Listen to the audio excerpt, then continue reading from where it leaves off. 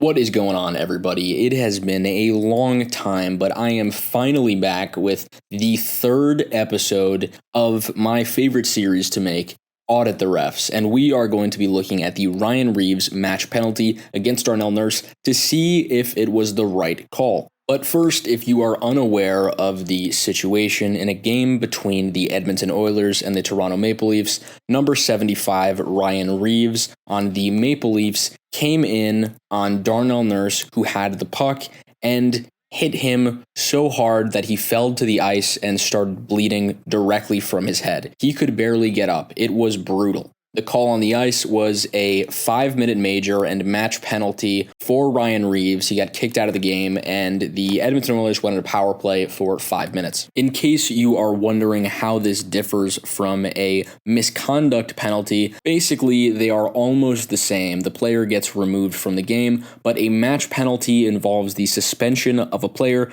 for the balance of the game, and I believe the commissioner or some sort of team official has to weigh in before that indefinite suspension is up. Well, Ryan Reaves was suspended for 5 games. But now let's look at the actual call and what happened on the ice. The official call on the ice was that Ryan Reaves was assessed a match penalty, removed from the game, and he was called for an illegal check to the head. Well, this is covered in the NHL rulebook under Rule 48. This rule defines an illegal check to the head as a hit resulting in contact with an opponent's head where the head was the main point of contact and such contact to the head was avoidable. Well, I know at this point you're asking, well, how do you determine whether or not it's avoidable? Don't worry, they thought of that. They base it on 3 criteria. The first is whether the player attempted to hit squarely through the opponent's body and the head was not picked as a result of poor timing, poor angle of approach, or unnecessary extension of the body upward or outward. The second thing they check for is whether or not the opponent put himself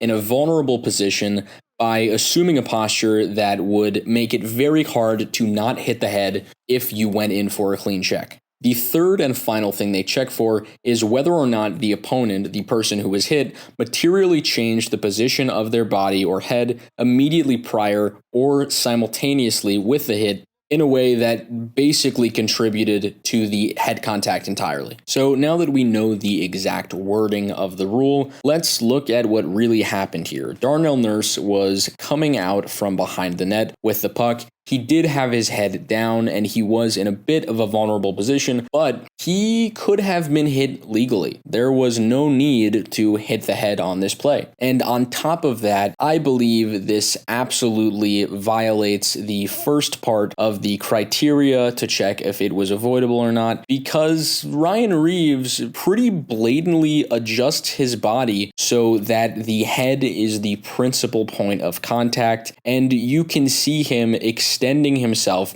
at an upward angle into Darnell Nurse's head. So, finally, do I think this was the right call? I'm going to go absolutely. Ryan Reaves has a history of doing this, and although I don't think he was gunning for that outcome to hurt Darnell Nurse that badly, I do think he was careless and he thought he could get away with something, and it finally resulted in him really hurting someone. Anyways, that's all I got for you today. Hope you enjoyed. If you did, remember to like, subscribe, and peace.